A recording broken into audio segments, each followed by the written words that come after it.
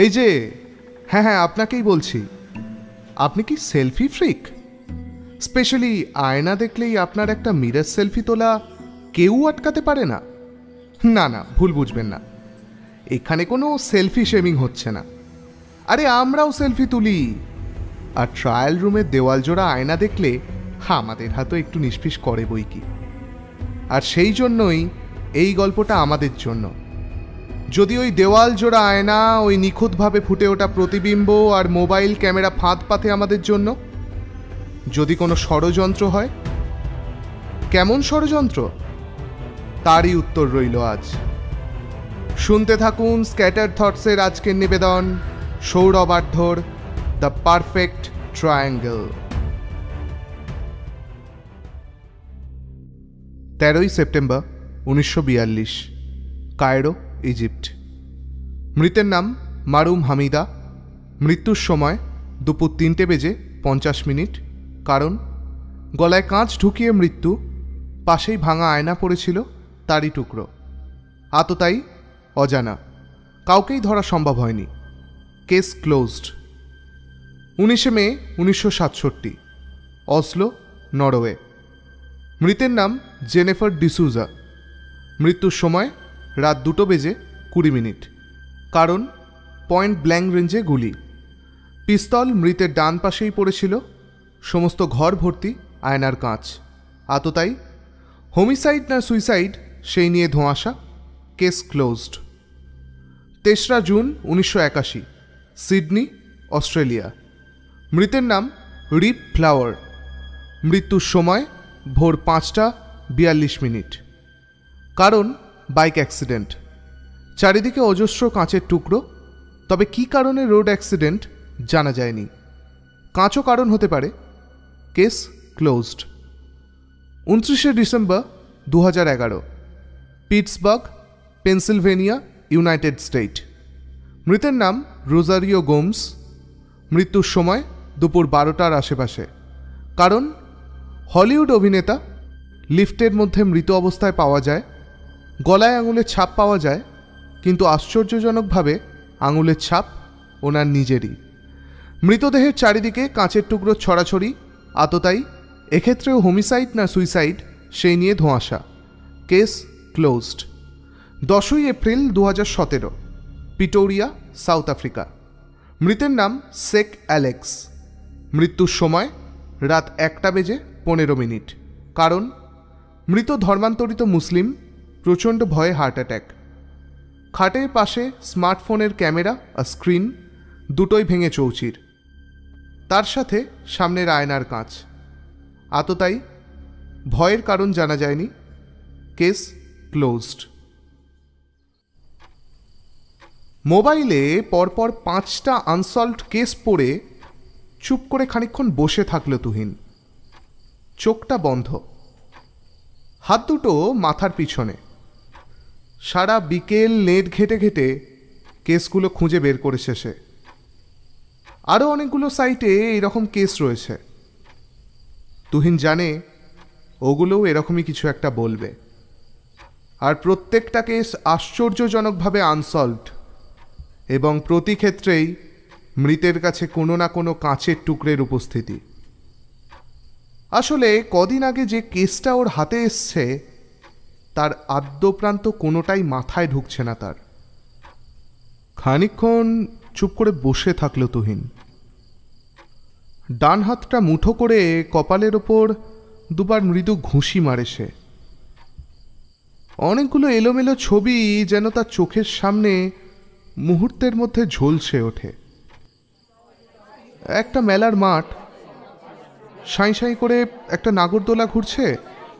মাঠটার ওপর দিয়ে একটা রোপওয়ে গিয়েছে, যেটা ঠিক নাগরদোলার কাছে এসে প্রবলভাবে দুলে উঠল।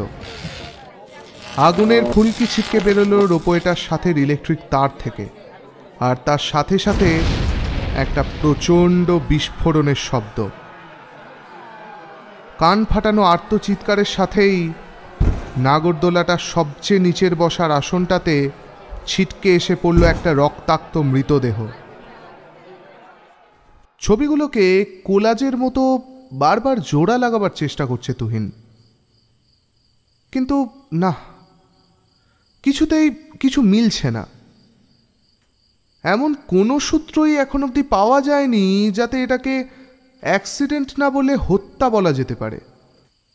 তবে অ্যাক্সিডেন্ট হলেও মেলা কর্তৃপক্ষের সেক্রেটারি, প্রেসিডেন্ট, ডেকোরেটর মালিক আর ওই রোপওয়ে কোম্পানির ম্যানেজার আপাতত তার হেফাজতেই। সামনের সোমবার কোর্টে তোলা হবে।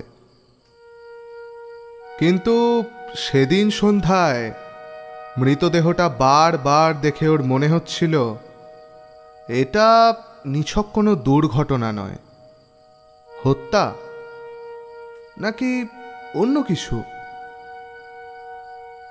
তুহিন যখন নাগরদোলাটার কাছে পৌঁছয়, নিচের দোলনাটা পুরো কাঁচে ছড়াছড়ি। তার মধ্যে একটা রক্তাক্ত দেহ দুমড়ে মুচড়ে পড়ে। দেখে মনে হচ্ছে কেউ যেন প্রবল আক্রোশে দেহটাকে গুঁড়িয়ে দিয়েছে। আচ্ছা, এটা কি কেবলমাত্র অত ওপর থেকে পড়ার ফল, নাকি আরো কিছু আছে? দোলনাতে দুজন ছেলে মেয়ে ছিল।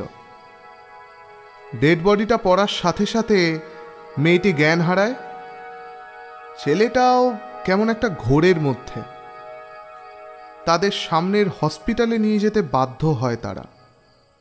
সারা সন্ধেটা এই কেস নিয়েই বসে আছে। না, এবার খেতে যেতেই হবে। মা বার কয়েক ডেকে গেছে। রাত প্রায় 12টা এখন। এখনো মা জেগে বসে আছে ভাত নিয়ে। কোনো রকমে দুটো মুখে দিয়ে আবার মোবাইলের গ্যালারিতে যায় তুহিন। ইনসিডেন্টার ছবিগুলো পরপর দেখতে থাকে সে। কেসটার সবচেয়ে আশ্চর্যজনক ব্যাপার হলো কাঁচের টুকরোগুলো। ও যখন ডেড বডিটা দেখে তখন দোলনাটা প্রায় কাঁচে ভর্তি। অথচ যে দুজন ওই দোলনাতে ছিল তাদের গায়ে কোনো কাঁচের আঁচড়ের চিহ্ন পর্যন্ত নেই। যে কেসগুলো একটু আগে গুগল দেখালো, মানে যে কেসগুলোতে এইভাবে কাঁচ পাওয়া যায় আর কি, প্রত্যেকটা কেসই আনসলভড। আর সেই সব ক্ষেত্রেও মৃতবাদে সেখানে উপস্থিত বাকি কারোর দেহেই কাঁচের কোনো আঘাতের চিহ্ন পর্যন্ত নেই। তুহিন বিছানা থেকে উঠে বারান্দায় গিয়ে দাঁড়ায়। আর কদিন পরই পুজো। একটা শিরশিরে ঠান্ডা বাতাস ইতিমধ্যেই বইতে শুরু করে দিয়েছে। সামনের মাঠটাতে পুজো মণ্ডপের প্যান্ডেল বাঁধাও শুরু হয়ে গেছে। এই সময় একটা মন ভালো করা বাতাস যেন চারিদিকে বইতে থাকে। কিছুক্ষণ ওখানে দাঁড়িয়ে থাকতে থাকতে যেন তুহিনেরও মাথা থেকে আস্তে আস্তে কেসটার জট পাকানো জালটা সরে যেতে থাকে। দুশ্চিন্তাগুলো আপনা থেকেই কমে আসে।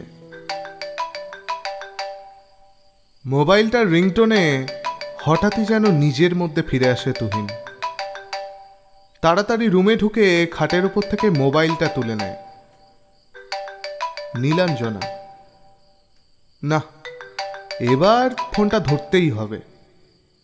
সন্ধে থেকে মোট 7 বার ফোন করেছে, একবারও ধরেনি।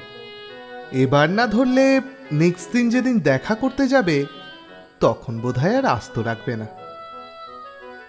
যদিও তুহিনের পুলিশের চাকরির রকম সকম বোঝে বলেই হয়তো নীলাঞ্জনা ওর ওপর অহেতুক প্রেমের বোঝা চাপায় না। কিন্তু দিনে একবারও ফোনে কথা না হলে মেয়েটা কেমন জানি ক্ষেপে যায়। তুহিন তখন মনে মনে বেশ ভয়ই পায় নীলাঞ্জনাকে। ফোনটা কানে চেপে আবার বারান্দায় আসে তুহিন। হাতে করে একটা চেয়ার টেনে এনেছিল, সেটার ওপরই বসে পড়ে।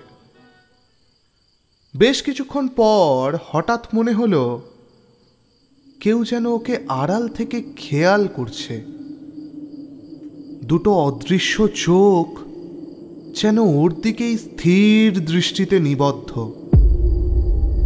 চকিতে পিছনের রুমের দিকে ঘুরে তাকায় তুহিন। মনে হলো একটা কালো ছায়া যেন মুহূর্তের মধ্যে দরজার সামনে থেকে সরে গেল। কে? প্রায় দৌড়ে রুমে যায় তুহিন। না, কেউ তো নেই। তাহলে কি বাবা ও জেগে আছে কিনা দেখতে এসছিল?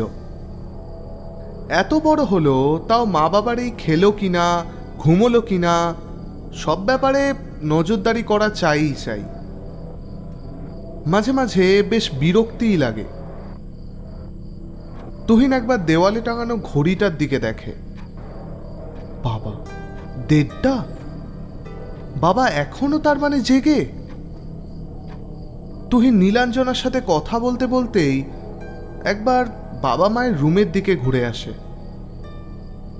কিন্তু না, দুজনেই তো ঘুমে অচেতন। তাহলে মনে হয় মনের ভুল। আসলে এই কেসটায় আসার পর থেকেই সারাক্ষণ মাথার গ্রে ম্যাটারগুলো অস্থির হয়ে রয়েছে। মস্তিষ্কও তো ক্লান্ত হয়, তাই মনে হয় এরকম দেখল। এবার একটু ঘুম দরকার। কাল পোস্টমর্টেম রিপোর্টটা দেবে, তারপর অনেক কাজ। ফোনটা রেখে বিছানায় নিজের শরীরটা এলিয়ে দেয় তুহিন। ল্যাপটপের নীলচে আলোটা এসে তুহিনের মুখের ওপর আছড়ে পড়ছে। অন্ধকার ঘরে এই আলোটা যেন আরো বেশি উজ্জ্বল। সামনে স্ক্রিনে একটা প্রোফাইল খোলা, তুলিকা সান্যালের ফেসবুক প্রোফাইল। 12ই সেপ্টেম্বর সন্ধ্যা 6টায় একটি ছবি পোস্ট করেছে। শপিং মলে দাঁড়িয়ে ছবিটা তোলা। এই ছবিটা পোস্টের 2 ঘন্টার মধ্যেই যে পুলিশি ইনভেস্টিগেশনের জন্য নাগরদোলার দোলনার কাঁচের মধ্যে পড়ে থাকা তুলিকা সান্যালের দুমড়ানো মুচড়ানো বিকৃত ডেড বডিটার ছবি তুলতে হবে, কে ভেবেছিল? পোস্টমর্টেম রিপোর্টে লেখা ট্রমাটিক অ্যাসফিক্সিয়া, অর্থাৎ দম বন্ধ হয়ে মৃত্যু। কিন্তু কি করে? গলা টিপে হত্যা। কিন্তু গলায় তো কোনো আঙুলের ছাপ পাওয়া যায়নি। আর তাছাড়া ওই রোপওয়ের চেয়ারে তো কেবলমাত্র একজন করেই বসতে পারে। তাহলে ওই শূন্যে গলা টিপে মারবে কে? হাতে ছাপই বা পড়ল না কেন? এক হতো যদি রোপওয়ের তার ছিঁড়ে পড়ে মারা গেছে, তাও না। পোস্টমর্টেম রিপোর্টে তো স্পষ্ট বলা দম বন্ধ হয়ে মৃত্যু। কিন্তু কি করে? না, মিলছে না। হিসেবগুলো কিছুতেই মিলছে না। মাথাটা যেন দপদপ করছে। তুহিন এবার উঠে বাথরুমে গিয়ে বেসিনটা খোলে। সাদা জলের ফেনা ওর হাত উপছে গড়িয়ে আসছে। আঁজলা ভরে নিজের চোখে মুখে জল দিতে থাকলো। জলের ধারাগুলো ছিটকে ছিটকে চারিদিকে পড়ে যাচ্ছে। কয়েক কুচি জল ওর মুখের মধ্যেও ঢুকে আসে। কেমন জানি একটা নোনতা স্বাদ। কি হলো? জলের স্বাদ তো এরকম না। সাথে কেমন একটা গন্ধও লাগছে মনে হচ্ছে না? মুখটা তুলে বেসিনের ওপরে লাগানো আয়নার দিকে তাকায় তুহিন। সাথে সাথে একটা অস্ফুট আর্তনাদ ছিটকে আসে ওর মুখ থেকে। আয়নার কাঁচের সাদা এলইডি বাল্ব একটা মৃদু চিঁচি শব্দ করতে করতে দপদপ করছে, আর আয়নাটার ওপর লাল লাল ছিটে। ওর কপালের ওপর ভিজে চুলের ডগা দিয়ে জলের বদলে যে ধারাটা ওর চোখ, নাক, গাল, ঠোঁট আর চিবুকের রাস্তা বেয়ে নেমে আসছে, সেটার রং টকটকে লাল। রক্ত! কিন্তু কি করে? কোথা থেকে? কল থেকে একটা লাল ধারা বেসিনের মধ্যে ঘূর্ণন তুলে নিচের গর্তে দ্রুত হারিয়ে যাচ্ছে। পিছতে পিছতে টয়লেটের দরজায় ধাক্কা খায় তুহিন। দরজাটা কোনো রকমে খুলে বাইরে বেরোবার চেষ্টা করতে থাকে সে। রুমের সাথে অ্যাটাচ টয়লেটে দরজা মুখ ধোয়ার জন্য কোনোদিনই সে লক করে না, কিন্তু আজ দরজাটা খুলছে না কেন? কোনো এক অজানা শক্তি যেন প্রবল বিক্রমে দরজাটা আটকে রেখেছে। এবার কি করবে সে? আবার টয়লেটের ভিতরের দিকে তাকায় তুহিন। এটা কি হলো? একটু আগেই যে লাল ধারাটা সে বেসিন দিয়ে বেরোতে দেখেছে সেটা নেই। তার বদলে স্বাভাবিকভাবেই বর্ণহীন জলের ধারাই তো বয়ে চলেছে। আবার বেসিনের সামনে ছিটকে আসে তুহিন। না, সবকিছুই ঠিকঠাক। মুখের ওপর, আয়নার ওপর জলের বিন্দু ছাড়া তো আর কিছু নেই। তাহলে কয়েক মুহূর্ত আগে ও যা দেখল সব কি ভুল, নিছক হ্যালুসিনেশন? মাথাটা চেপে ধরে টলতে টলতে বেরিয়ে আসে তুহিন। একদিকে কাজের প্রেশার, অপরদিকে বড্ড বেশি রাত জাগা হচ্ছে। একটু ঘুম দরকার। ভেজা মুখেই মাথাটা বালিশে ডুবিয়ে দেয় সে। আমাকে কেমন লাগছে বললি না তো? নীলাঞ্জনা চশমার ফাঁক দিয়ে তুহিনের দিকে তির্যক দৃষ্টি হানে, কিন্তু তুহিন বাবুর সেদিকে খেয়াল নেই। সামনে নৌকাগুলোর দিকে স্থির দৃষ্টিতে তাকিয়ে সে, আর একটার পর একটা ঢিল জলের দিকে ছড়ে চলেছে। নীলাঞ্জনা এবার একটা ধাক্কা দিয়ে বলল, কি রে, বললি না তো? হ্যাঁ, বেশ ভালোই। নীলাঞ্জনাকে আরেকবার দেখেই আবার মুখটা ঘুরিয়ে নেয় তুহিন। সাথে সাথেই নীলাঞ্জনা উঠে দাঁড়ায়, চোখের চশমাটা একবার ঠিক করে গটগট করে হাঁটা লাগায়। তুহিনও পিছন পিছন দৌড়োয়, কিন্তু নীলাঞ্জনা দাঁড়ায় না। তুহিন এবার সামনে গিয়ে পথ আটকে দাঁড়ায়। এই কোথায় চললি? দাঁড়া। তো কি করবো? তোর ভাব সমাধি দেখবো? ফালতু ছেলে একটা। তোর সাথে আমি প্রেমটা এখন অব্দি করছি কি করে সেটাই ভাবনার বিষয়। অবশ্য যদি এটাকে প্রেম বলা যায়। এই রে, নীলাঞ্জনার ভ্রু দুটো অস্বাভাবিক কুঁচকে, মুখে যেন গনগনে আগুনে আঁচ। আরে সত্যি তোকে দারুণ লাগছে। এমনিতেই নীলে তোকে বেশ মানায়। আসলে নীল তো নীলার জন্যই। থাক, আর ন্যাকামো করতে হবে না। তুই বরং অন্য মেয়েদের কেমন লাগছে তাই দেখ, আমি চললাম। নীলাঞ্জনা আবার হাঁটা দেয়। তুহিন এবার নীলাঞ্জনার হাত ধরে একটা হ্যাঁচকা টান মারে। নীলাঞ্জনা ছিটকে এসে ওর বুকে ধাক্কা খায়। কানের কাছে ফিসফিসিয়ে তুহিন বলে, সে প্রথম প্রেম আমার নীলাঞ্জনা। এক ঝাঁক শরতে বাতাস এসে ধাক্কা মারে নীলাঞ্জনার মুখে। বাদামি চুলগুলো হালকা হালকা উড়ছে। পেছনের ক্যানভাসে লালচে হলুদ রোদ মেখে প্রিন্সেপ ঘাটের মূল গথিক স্থাপত্যটা ঝুলে, আর তার পিছনে দ্বিতীয় হুগলি সেতু। ছাড়, আর আদিক্ষেতা করিস না, সবাই দেখছে। এরপর কিন্তু পুলিশে ধরবে। ইন্সপেক্টর তুহিন মজুমদারকে পুলিশ ধরে কোথায় নিয়ে যাবে শুনি? লালবাজার? বেশ তো, চলুক না, কিন্তু তোকে ছাড়ছি না। কি হচ্ছেটা কি? নীলাঞ্জনা তুহিনের বুকে মৃদু ঘুষি মেরে সরে দাঁড়ায়। হঠাৎ তুহিনের মনে হলো যেন সামনের গাছটার আড়াল থেকে দুজোড়া চোখ স্থির দৃষ্টিতে ওরই দিকে তাকিয়ে। ও ঝটিতে সেদিকে ঘুরে তাকালো। একটা কালো ছায়া যেন সবুজ ঘাসের ওপর দিয়ে সরে গেল। আবার সে রাতে সেই ছায়ার অস্তিত্ব, কালকে রাতের ঘটনা সব হ্যালুসিনেশন মনে হয়েছিল। অত্যাধিক পরিশ্রম আর কম ঘুমের জন্যই এগুলো হচ্ছে। কিন্তু আজ আজ কি হলো? আজও কি হ্যালুসিনেশন, নাকি কেউ ওকে নীরবে অনুসরণ করছে, আর নাকি অন্য কিছু? নীলাঞ্জনার কণ্ঠস্বরে আনমনাভাবেই তুহিন বলল, কি রে, আবার কি হলো? কি দেখছিস ওদিকে অমন করে? একটা কালো ছায়া সরে গেল না? কিন্তু কার? আদৌ কোনো মানুষের কি? পরক্ষণেই সম্বিত ফিরে আসে তুহিনের। কি বলতে যাচ্ছিল ও নীলাঞ্জনাকে?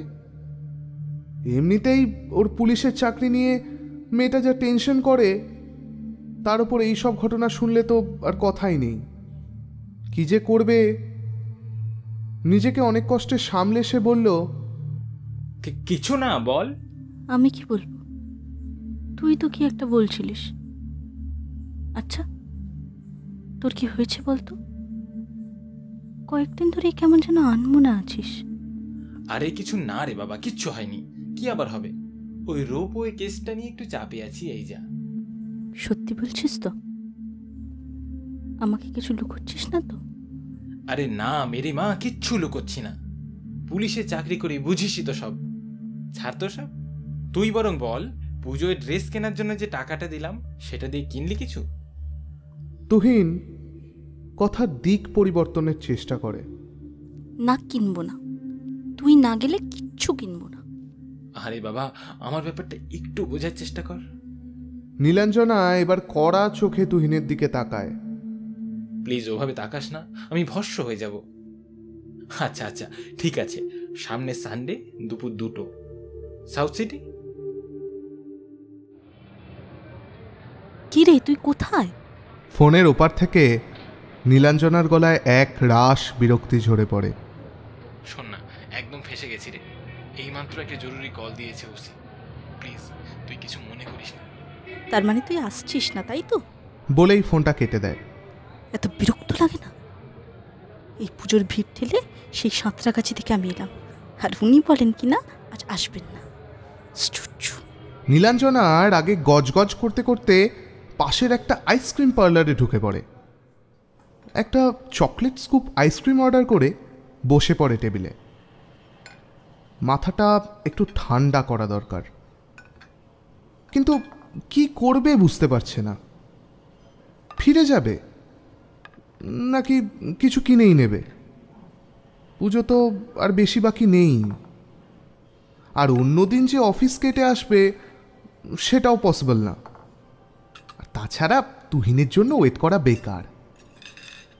মুখে যাই বলুক, নীলাঞ্জনা মনে মনে জানে তুহিন যে পুলিশের কাজ সামলে ওকে এতটা টাইম দিতে পারে, সেটাই অনেক বড় কথা।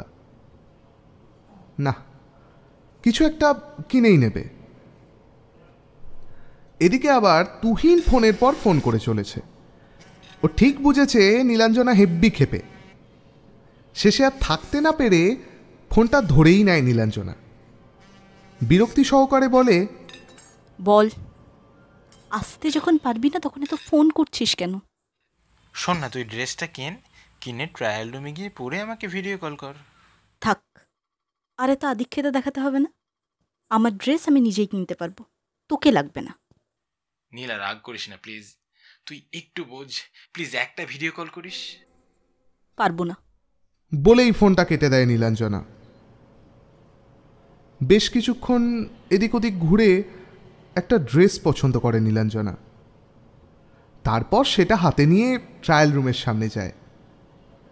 বাইরে একজন অপেক্ষা করছে, যদিও একটু পরে ট্রায়াল রুমে জায়গা পায় সে।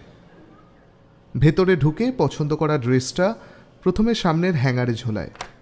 এবার পরে থাকা টপটা খুলতে গিয়েও 3 দিকের আয়নাগুলোতে একবার আঙুল ঠেকিয়ে দেখে নেয়। কোনো হিডেন ক্যামেরা নেই তো? যা দিনকাল পড়েছে। কুর্তিটা পরে নিজেকে আয়নার সামনে দেখে অনেকবার ঘুরে ঘুরে। 2টো আয়নাতে তার প্রতিফলন দেখা যাচ্ছে। বেশ মানিয়েছে ওকে। ফোনটা তুলে নেয় হাতে। তুহিনের ওপর যতই রেগে থাকবে ভাবে, কিন্তু কিছুতেই রাগটা যেন আসে না। হয়তো এটাকেই ভালোবাসা বলে। নিজের মানুষের ওপর বেশিক্ষণ রাগ অভিমান কোনোটাই করা যায় না, আর তুহিনের ওপর তো নয়ই। হোয়াটসঅ্যাপটা খুলে তুহিনকে ভিডিও কল করে সে। রিং হয়ে যায় কিন্তু কেউ ধরে না। দ্বিতীয়বারও ভিডিও কলটা করে। একটু অবাকই হয় নীলাঞ্জনা, কি হলো আবার? এই তো নিজেই বলল ভিডিও কল করতে, তাহলে ফোনটা ধরছে না কেন? কোনো বিপদ আপদ? আরে না না, কী সব উল্টোপাল্টা ভাবছে। বলল তো ওসি জরুরি কল দিয়েছে, হয়তো তাতেই ফেঁসে। থাক, ওকে আর ডিস্টার্ব করে লাভ নেই। তার চেয়ে বরং কটা ছবি তুলে পাঠিয়ে দিই। মনে মনে বলে নীলাঞ্জনা। তারপর কটা ছবি তোলে। কিন্তু না, কুর্তির পিছনের কাজটা দেখা যাচ্ছে না। কি করা যায়? নীলাঞ্জনা এবার সামনের আয়নাটার দিকে পিছন করে দরজার দিকে মুখ করে দাঁড়ায়। দুপাশের আয়নাতে ওকে দেখাই যাচ্ছে, সাথে পিছনের আয়নাতে কুর্তির কাজটাও দেখা যাচ্ছে। মোবাইলটা একটু ওপরের দিকে তুলে একটা সেলফি তোলে। তারপর দুটো আয়না যে কোনটাতে মিলিত হয়েছে সেটাকে পিছনে রেখে দাঁড়ায়। পেছনের দুটো আয়নাতেই ওর ছবি প্রতিফলিত হচ্ছে। আবার পরপর 3টে সেলফি তোলেও। তার মধ্যে দুটো ছবি বেশ এসছে। ছবি দুটো তুহিনের নাম্বারে সেন্ড করে দেয়। তারপর ড্রেসটা আবার পাল্টে নতুন কুর্তিটা হাতে করে আবার আয়নায় দেখে নিজেকে। একটু আগের রাগটা আর নেই বললেই চলে। তার জায়গায় একটা নতুন ভালো ড্রেস কিনতে যাচ্ছে ভেবে মনটা বেশ খুশি। একটা ভালো লাগা হাসি লেগে আছে ওর ঠোঁটের কোণে। ফ্যানের হাওয়ায় চোখের ওপরে উড়ে আসা একগোছা চুলকে শাসন করে ও। তারপর ট্রায়াল রুমের দরজাটা খুলে বাইরে বেরিয়ে আসে। কিন্তু নীলাঞ্জনা খেয়ালও করল না ওর পিছনের দুটো পাশাপাশি আয়নাতে এখনো দুটো প্রতিবিম্ব দাঁড়িয়ে। 3 নম্বর আয়নাতে কোনো প্রতিচ্ছবি নেই। আয়না দুটো প্রতিবিম্বের চোখেই ভয়টা স্পষ্ট। যেন মনে হচ্ছে দুটো কাঁচের বাক্সে দুজন মানুষকে একই সাথে আটকে রাখা হয়েছে।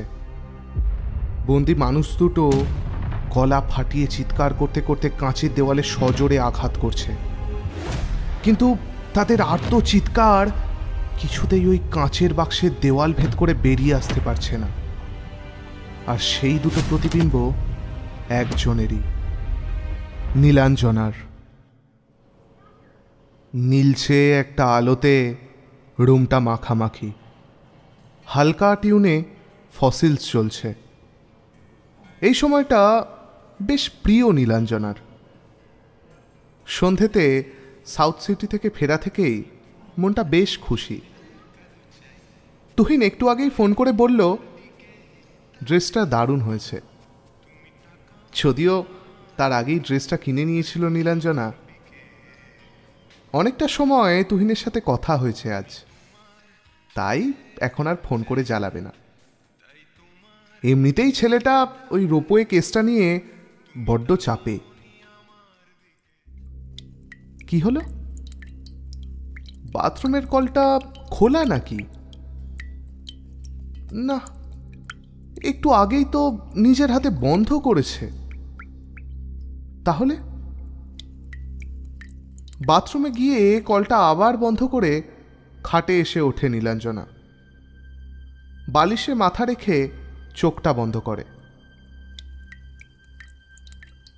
আবার উফ,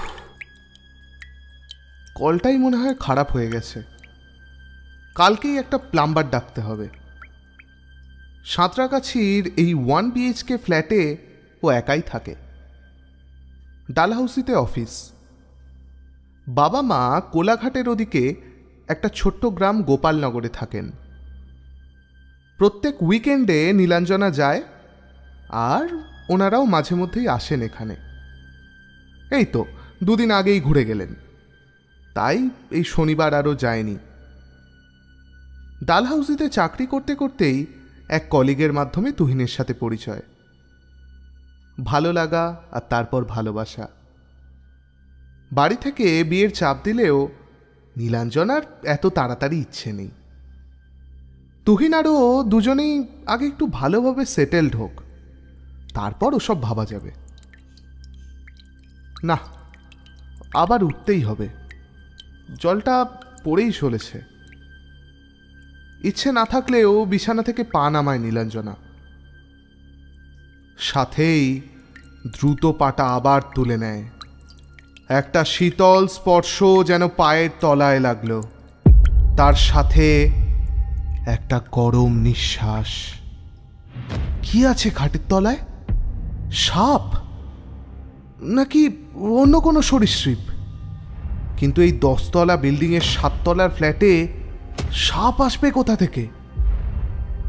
তবে কি? নীলাঞ্জনা আস্তে আস্তে খাট থেকে নেমে আসে।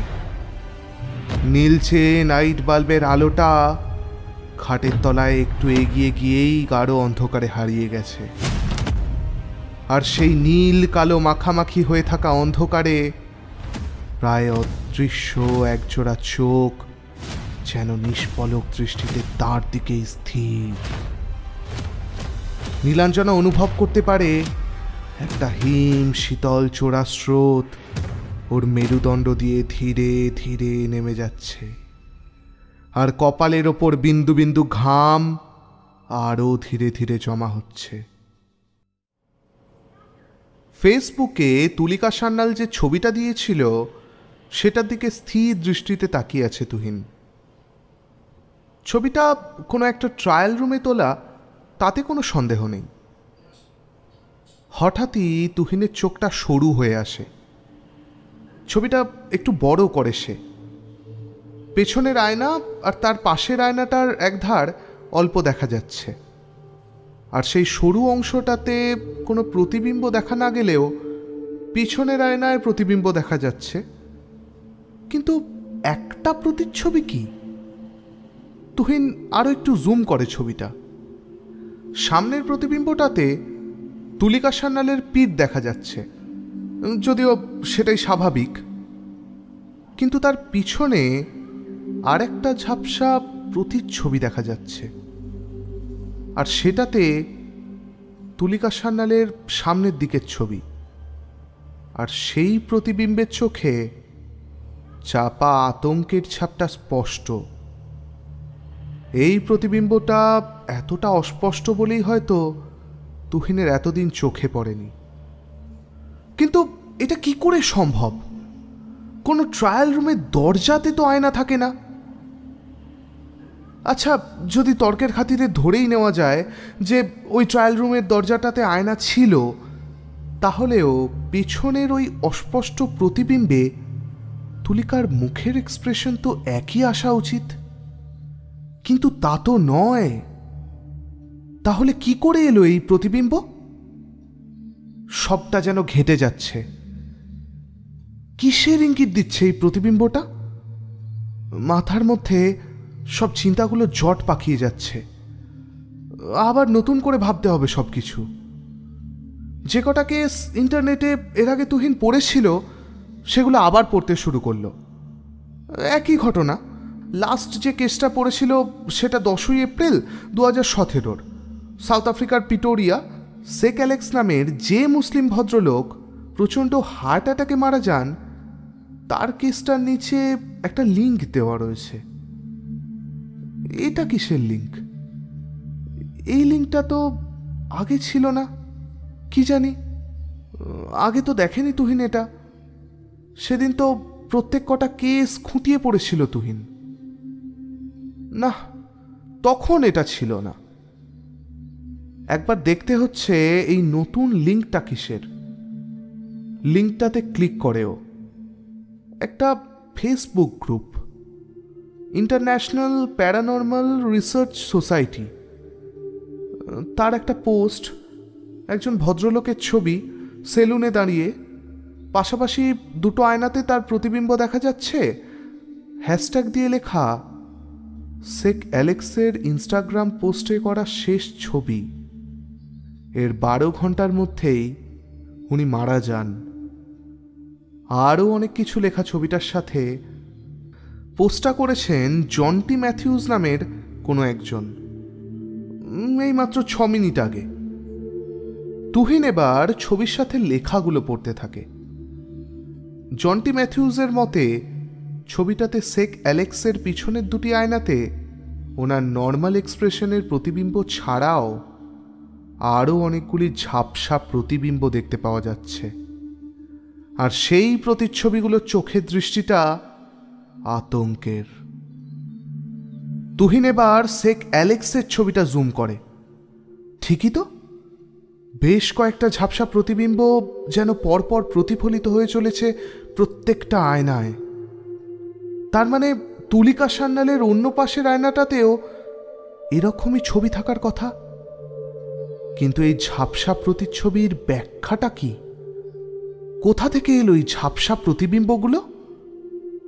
তুহিন আবার পড়তে শুরু করলো। আমরা বেঁচে আছি কারণ আমাদের প্রত্যেকের মধ্যে আত্মা বর্তমান আছে বলে। মৃত্যুর পর এই আত্মা দেহ ত্যাগ করলে দেহ কেবলমাত্র জড়বস্তু ভিন্ন, আর কিছুই থাকে না। আত্মা মোক্ষ লাভ করলে পরমাত্মায় বিলীন হয়। কিন্তু মৃত্যুর আগেই কি আত্মাকে বন্দী করা সম্ভব, যাতে সে মৃত্যুর পর পরমাত্মায় বিলীন হতে না পারে? সৃষ্টির শুরু থেকে অশুভ শক্তিরা সব সময় এই আত্মাকে বন্দী করার চেষ্টা করে চলেছে। তারা এই আত্মাকে পরমাত্মায় বিলীন হতে না দিয়ে বন্দী করতে চায়, যাতে তারা তাকে নিজের ইচ্ছা মতো চালনা করতে পারে। আর এই বন্দিটা মৃত্যুর আগেই করতে হবে, তা না হলে তা অশুভের ইচ্ছাধীন থাকে না। কখনো তা সফল হয়, কখনো তা সফল হয় না।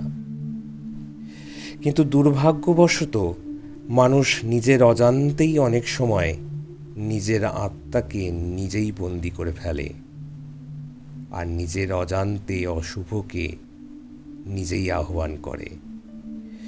নতুন সূর্য ওঠার আগেই মৃত্যু হয় তার, ভয়ানক এবং মর্মান্তিক মৃত্যু। এই অবধি পড়ে কয়েক মুহূর্তের জন্য থামে তুহিন। চোখ দুটো বন্ধ করে খানিকক্ষণ বসে থাকে। ও কখনোই সেভাবে এসব প্যারানর্মাল রিপোর্টগুলোতে বিশ্বাস করেনি। আর এই গ্রুপগুলো তো মানুষের মধ্যে কুসংস্কার ঢোকানোর জন্যই তৈরি। সায়েন্সের স্টুডেন্ট হিসেবে সবই তার কাছে র্যাশনাল। আত্মা সম্বন্ধে ওর অনেকবারই মনে হয়েছে এটা একটা শক্তি, এক ধরনের পজিটিভ এনার্জি বলা চলে। কিন্তু কি করে একজন মানুষ তার নিজের আত্মা বা শক্তিকে নিজে বন্দী করতে পারে? এও কি সম্ভব? আত্মাকে বহু প্রাচীন কাল থেকেই বিভিন্ন উপায় বন্দির চেষ্টা চলেছে। যেমনভাবে বোতলবন্দি হয়েছে ভূত বা দৈত্য, বা প্রদীপ বন্দি হয়েছে জিন। এগুলো ছাড়াও এই বন্দি করার আরও অনেক প্রসেস আছে। তার মধ্যে একটা বিশেষ প্রসেস হলো, যার আত্মাকে বন্দি করতে চাওয়া হচ্ছে সেই ব্যক্তিকে দিয়েই 3 দিক থেকে ঘিরে ফেলা।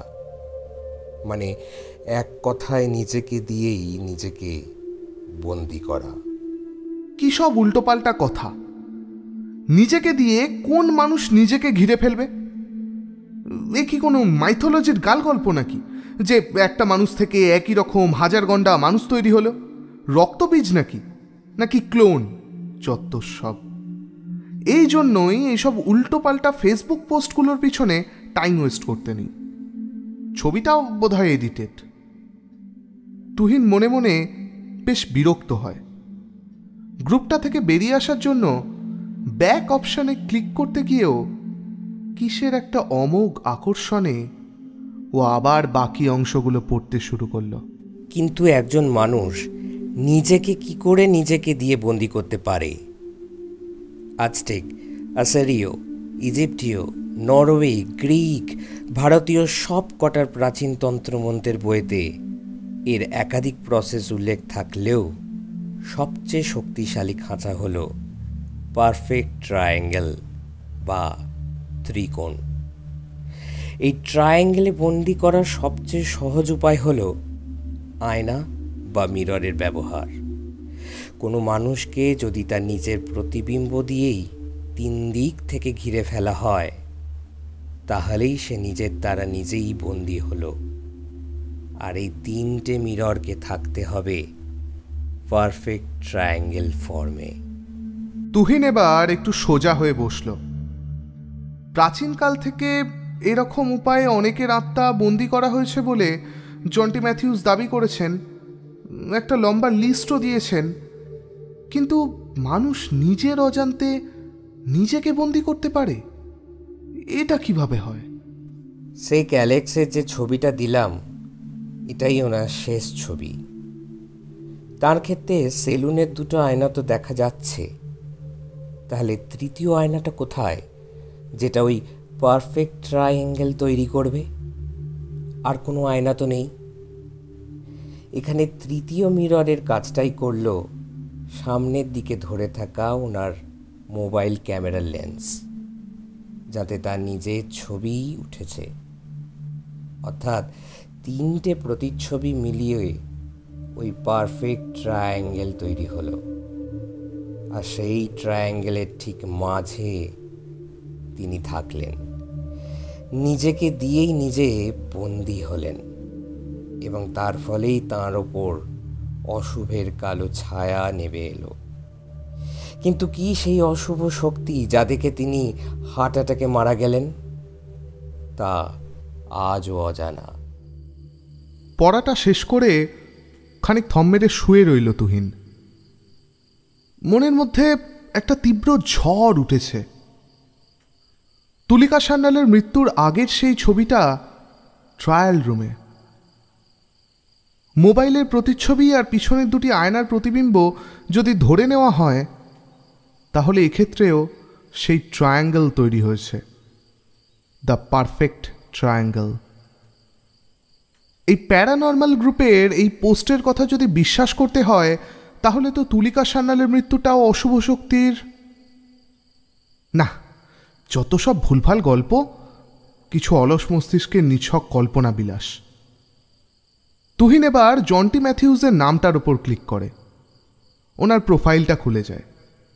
উনিও সাউথ আফ্রিকার পিটোরিয়ার বাসিন্দা, সাংবাদিক।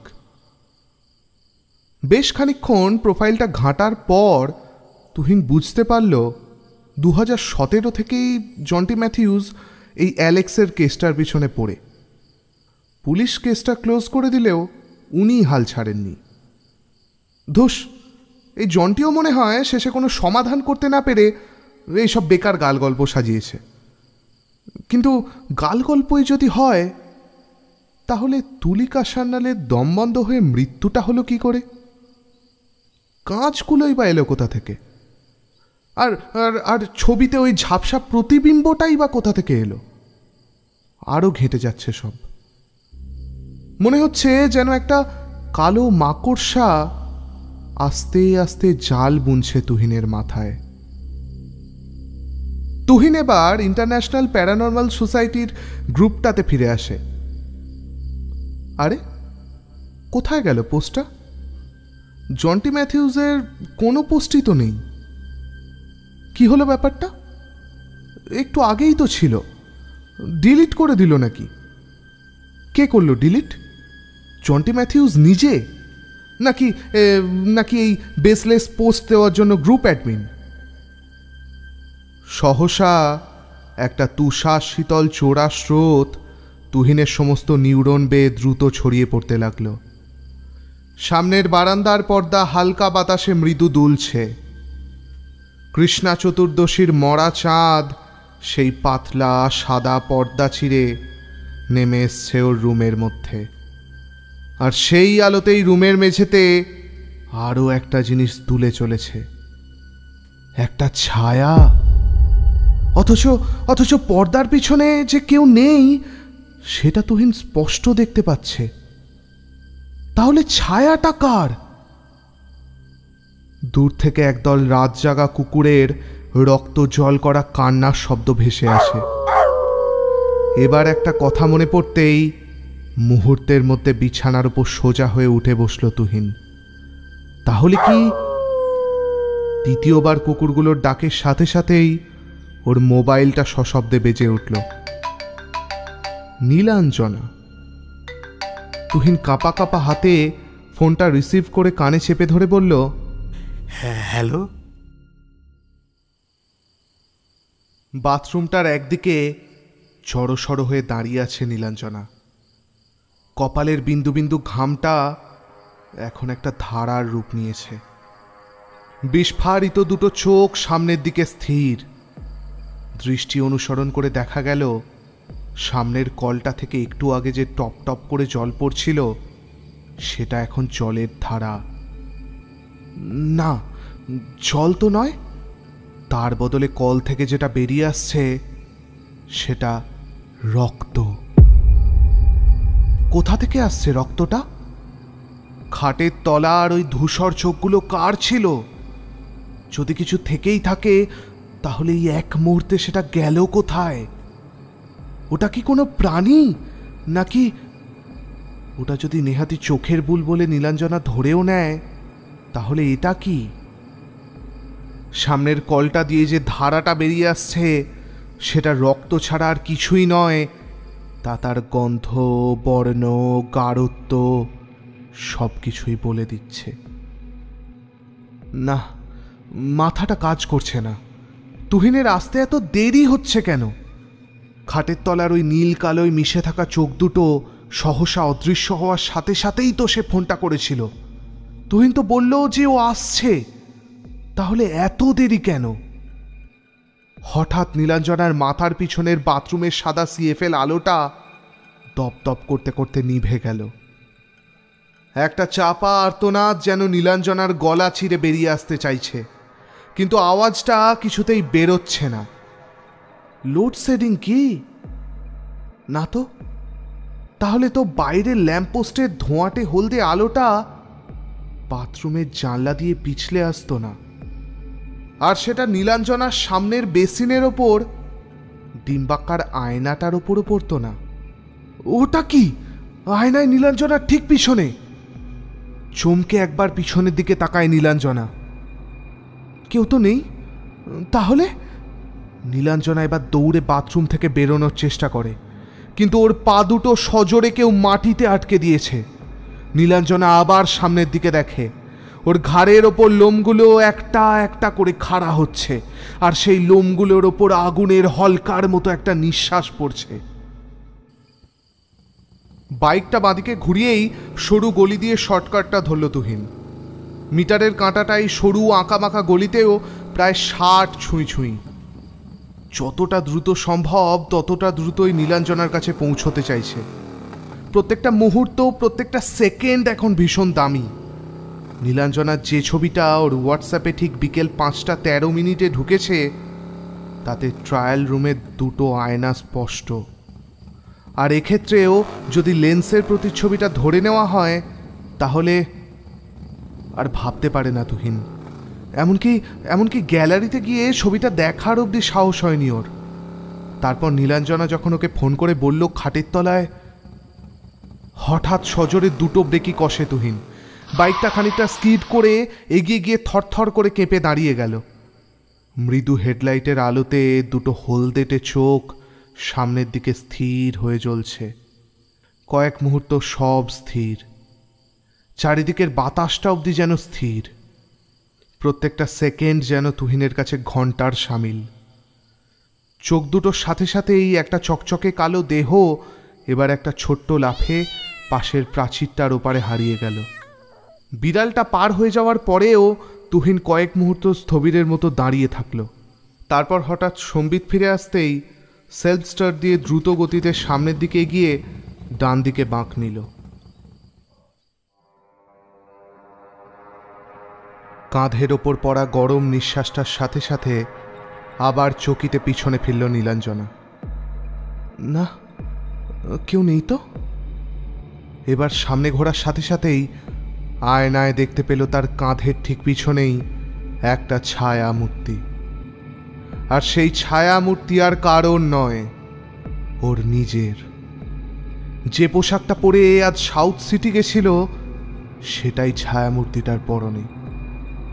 চোখের তারা দুটো স্থির, অদ্ভুত মায়া মাখানো। কিন্তু কিন্তু এটা কি? ছায়ামূর্তিটার মাথা থেকে একটা কালচে লাল রক্ত ধীরে ধীরে নেমে আসছে। সত্যিই কি ছায়ামূর্তিটার মাথা থেকে রক্তটা নামছে, নাকি আয়না থেকেই রক্তটা বেরিয়ে আসছে? নীলাঞ্জনা আবার পিছনে তাকায়। বাথরুমের ঠিক বাইরে নীলচে আলো আঁধারিতে একটা ছায়া দাঁড়িয়ে। মাথার থেকে নেমে আসা লাল রক্তটা এবার কপাল বেয়ে গালের ওপর ধীরে ধীরে নামছে। চোখ দুটো একই রকম মায়া মাখানো। মুখটা অবিকল নীলাঞ্জনার মতো। মূর্তিটা এবার সামনের দিকে ঘুরল, তারপর বাইরের সদর দরজার দিকে এগোতে থাকলো। কেউ নীলাঞ্জনার মতো একই রকম দেখতে কি করে? নীলাঞ্জনা আর স্থির থাকতে পারছে না। বাথরুম থেকে কোনো রকমে বেরিয়ে ছায়াটার পিছু পিছু সেও এগিয়ে চলল। নীলাঞ্জনা বাথরুম থেকে বেরিয়ে যাওয়ার সাথে সাথেই দেখা গেল আয়না চিরে বেরিয়ে আসা রক্তের ধারাটা আর নেই। গলিগুলো থেকে বেরিয়েই এক্সপ্রেসওয়েটা ধরল তুহিন। গাড়ির স্পিডোমিটারের কাঁটাটা 100-র কাছে থরথর করে কাঁপছে। তার সাথে ছুটতে থাকা বাইকটাও থরথর করে কাঁপছে। হেলমেট পরে থাকা সত্ত্বেও এই শরতের হিমেল বাতাস ওর মুখের ওপর সজোরে ধাক্কা মারছে। বাতাসের ঠান্ডাটা যেন আরও দ্রুত বাড়ছে, কিন্তু তুহিনের সেদিকে খেয়াল নেই। ওকে যে করেই হোক যত তাড়াতাড়ি সম্ভব নীলাঞ্জনার কাছে পৌঁছতে হবে, পৌঁছতেই হবে। না হলে যে বুকের মধ্যে দ্রুতলয়ে চলতে থাকা হৃদস্পন্দনটা যেন নিজের কানেই শুনতে পাচ্ছে ও। নীলাঞ্জনার ফ্ল্যাট থেকে বেরিয়ে ছায়াটা এবার উপরে সিঁড়িটা ধরল। ওপরের দিকে কোথায় যাচ্ছে ও? নীলাঞ্জনাও যেন মন্ত্রমুগ্ধের মতো ছায়াটার পিছু পিছু উঠতে থাকল।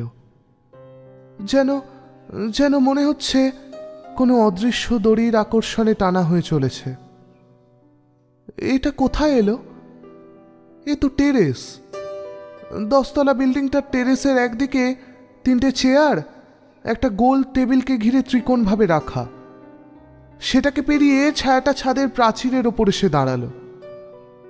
নীলাঞ্জনাও পিছু পিছু ছাদের প্রাচীরের ধারে এসে দাঁড়ালো।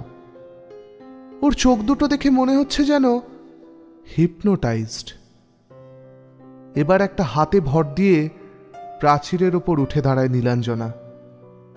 ওর পাশেই ওর ছায়ামূর্তিটা দাঁড়িয়ে। ছায়াটা এবার ধীরে ধীরে মুখ ফেরালো ওর দিকে। চোখ দুটো অদ্ভুত মায়া মাখা। ঠোঁটের কোণে এক চিলতে হাসি দেখা গেল কি? এক অস্ফুট চিৎচির শব্দ। নীলাঞ্জনার চোখে চশমার কাঁচ দুটো আস্তে আস্তে চির খাচ্ছে। ধীরে ধীরে সেই ফাটল বাড়তে বাড়তে দুটো ত্রিকোণের আকার নিল। Triangle, the perfect triangle. সামনের দিকে একটা পা এগিয়ে দেয় নীলাঞ্জনা। কি করতে চলেছে ও? মনে হচ্ছে যেন ও নিজের মধ্যে নেই আর। কি করছে, কেন করছে কিছুই জানে না। হঠাৎ পাশের ছায়ামূর্তিটা ছিটকে সরে আসে নীলাঞ্জনার দিকে। মুহূর্তের মধ্যেই ওর দেহের মধ্যে মিলিয়ে যায়। সহসা চশমার কাঁচগুলোর ওপর ফুটে ওঠা ট্রায়াঙ্গেলগুলো সশব্দে ফেটে গেল। আর ঠিক সেই মুহূর্তেই নীলাঞ্জনার দেহটা সামনের ঝাপসা হলুদ আলোয় হারিয়ে যায়। বিল্ডিংটার সামনে চাতালটার ওপর পড়ে থাকা নীলাঞ্জনার থেঁতলে যাওয়া মাথাটা থেকে একটা গাঢ় কালো ধারা বাঁদিকের ঢাল বরাবর এগিয়ে চলেছে। আর তখনই তুহিনের বাইকটা জোরে শব্দ করে এসে থামল।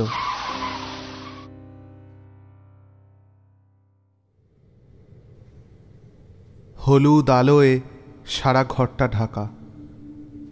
ঘরের মধ্যেই যেন ঘন ধোঁয়ার একটা ঝাপসা চাদর। এসির শব্দ ছাড়া গোটা রুমে আর কোনো শব্দ নেই।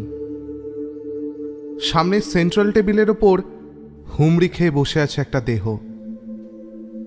দেহটা কি মৃত? না, হালকা হালকা মৃদু কম্পন দেখা যাচ্ছে দেহটাতে। দেহটা এবার আস্তে আস্তে মাথা তোলে। তুহিন। বাঁদিকে রাখা একটা বোতল থেকে কিছুটা পানীয় ডান দিকের গ্লাসে ঢালতে থাকে সে। পড়ে না, সবটা টেবিলের ওপর ছড়িয়ে পড়ে। সেখান থেকে একটা ধারা গড়িয়ে এসে মেঝের ওপর টপ টপ করে পড়তে থাকে। বিরক্তিতে ভ্রু দুটো অস্বাভাবিক কুঁচকে যায় তুহিনের। রাগে ডান হাতের গ্লাসটা সামনের দিকে ছুঁড়ে দেয়। সেটা দেওয়ালে ধাক্কা খেয়ে সশব্দে চারিদিকে ছড়িয়ে পড়ে। এবার বাঁ হাতে ধরা হুইস্কির বোতলটা সোজা মুখের মধ্যে ঢুকিয়ে দেয়। একটা আগুনে তরল যেন গলার ভেতরটা পোড়াতে পোড়াতে নিচের দিকে নামতে থাকে। সেদিন নীলাঞ্জনার ওই রক্ত ভেজা থেঁতলে যাওয়া দেহটার সামনে কেবলমাত্র ওর চশমার কাঁচগুলো গুঁড়ো গুঁড়ো হয়ে ছড়িয়ে পড়েনি, আরও একজন গুঁড়ো গুঁড়ো হয়ে ছড়িয়ে পড়েছিল। সে আর কেউ না, তুহিন। আর একটু আগে, আর কয়েক সেকেন্ড আগে যদি সে পৌঁছতে পারত, তাহলে হয়তো নীলাঞ্জনাকে সে বাঁচাতে পারত। পারত কি? হয়তো পারত, হয়তো পারত না। কিন্তু বাঁচানোর চেষ্টা তো করতে পারত। যদিও সেক অ্যালেক্সের কেসটা ছাড়া আরও কয়েকটা উদাহরণ দিয়ে ওই প্যারানর্মাল সোসাইটি বলেছিল নিজের প্রতিবিম্ব দ্বারা নিজেই ওই ট্রায়াঙ্গেলে বন্দি হলে 24 ঘন্টার মধ্যেই সে মারা যাবে। আগে কেবলমাত্র 3 দিকের আয়নায় ফুটে ওঠা আত্মপ্রতিবিম্বেই নিজে বন্দী হতো বলে এভাবে ভয়ানক মৃত্যু কম হতো। কিন্তু বর্তমানে সেলফি তোলার জন্য মৃত্যুটা বাড়ছে। তাই নীলাঞ্জনার এই পরিণতি হয়তো এড়ানো যেত না, কিন্তু তবুও তুহিন যেন নিজেকে কিছুতেই ক্ষমা করতে পারে না। আর একটু জোরে যদি সেদিন ড্রাইভ করতো, তাহলে হয়তো কিছু করতে পারত। তুহিন টলতে টলতে উঠে দাঁড়ায়। বাঁ হাতে ধরা বোতলটা নিয়ে সামনের দিকে এগিয়ে যায়। তারপর বাথরুমের দরজাটা ঠেলতে থাকে। খোলে না।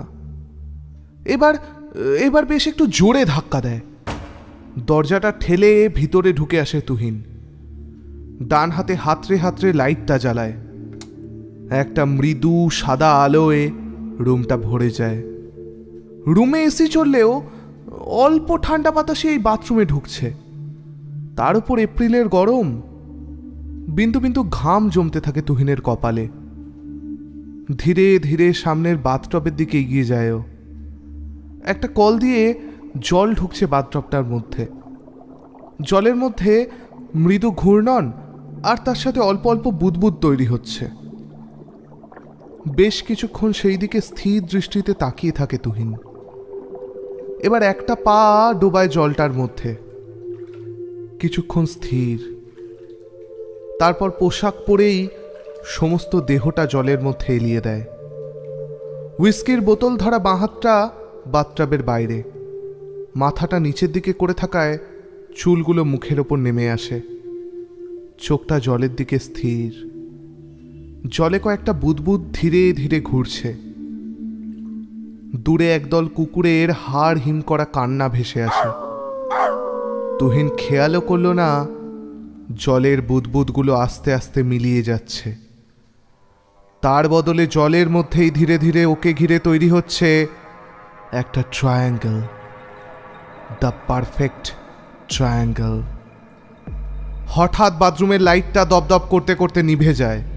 একটা কাঁচের বোতল মেঝেতে আছড়ে পড়ার শব্দ ভেসে আসে। সেদিন ইন্টারন্যাশনাল প্যারানর্মাল সোসাইটির গ্রুপে জন্টি ম্যাথিউজের পোস্টে তুহিন একটা কথা খেয়াল করেনি। যতজনই এই পারফেক্ট ট্রায়াঙ্গেল ব্যাপারটা জানতে পেরেছে তারা প্রত্যেকেই মারা গেছে। জন্টি ম্যাথিউজ সেই দিনই এই পারফেক্ট ট্রায়াঙ্গেলের ব্যাপারে সবটা জানতে পারেন।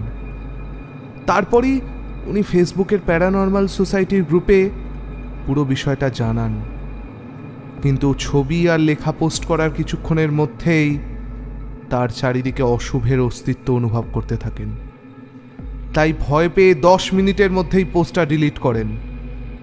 কিন্তু তারপরও পরদিন ভোরে সাউথ আফ্রিকান প্রেসের অভিভ্যানের মধ্যে গলা কাটা অবস্থায় পাওয়া যায় ওনার মৃতদেহ। অভিভ্যানের সমস্ত কাঁচ ভাঙা, আর ওই পোস্টের 10 মিনিটের মধ্যে তুহিনকে নিয়ে মোট 13 জন ওই পোস্টটা পড়েছিল। 12 জনের মৃত্যু ইতিমধ্যেই হয়েছে, আর প্রত্যেকের মৃতদেহের পাশেই কাঁচের ছড়াছড়ি।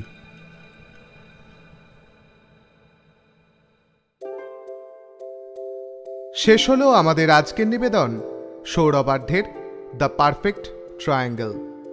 গল্প পাঠে ও গল্পের সূত্রধার আমি অর্ণব, নীলাঞ্জনার চরিত্রে উষসী, তুহিনের চরিত্রে মানব, জন্টি ম্যাথিউসের চরিত্রে নিলয়। গল্পটি কেমন লাগলো অবশ্যই জানান আমাদের সাথে যোগাযোগের ঠিকানা রইল ডেসক্রিপশন বক্সে।